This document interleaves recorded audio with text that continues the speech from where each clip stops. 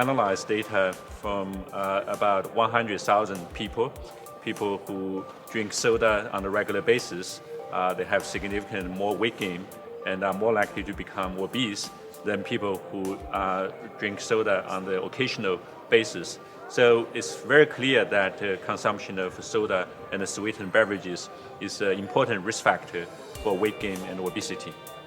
In Europe, a significant amount of calories also come from sweetened beverages like soft drinks, sweetened milk, sweetened tea, and fruit drinks. In a recent survey, European adolescents drink about 400 calories from beverages. People who drink a lot of soda, they should definitely cut back on their soda consumption because it's now very clear regular consumption of soda is a risk factor for obesity and especially for abdominal obesity. Of course, they also need to adapt a healthy lifestyle by exercising regularly, by eating a healthy diet in general. But I think the first step is to cut back on their soft drink consumption and consume more healthy beverages like water.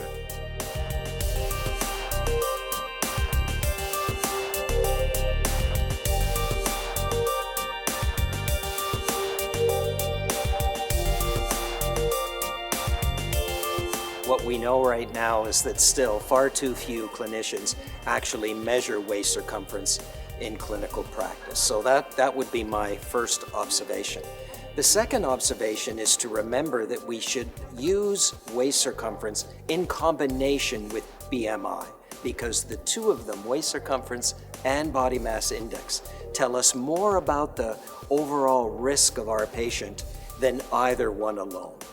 Physical inactivity combined with a very poor diet that certainly includes the overconsumption of sugar-sweetened beverages, all of them contribute to an excess caloric intake, which will result in an expanded waistline. It doesn't take much before we see that waistline expand. So certainly what we tell everybody in our clinic is that they should increase physical activity combined with a healthful diet. Both of those lifestyle factors are absolutely essential to reduce that waistline.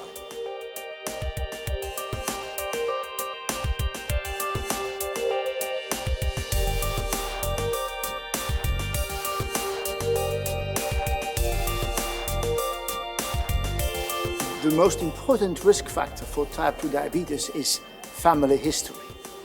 But immediately afterwards that, you have the accumulation of fat in the body. Two aspects: the overall fatness, represented by body mass index, and the specific fatness in the belly, as we call it abdominal or visceral obesity. Civilization and lifestyle aspects is linked to the development of type 2 diabetes. People are behaving in a completely different way as they did 30 to 40 years ago. They are not physically active anymore, and this is reflected in medical fitness.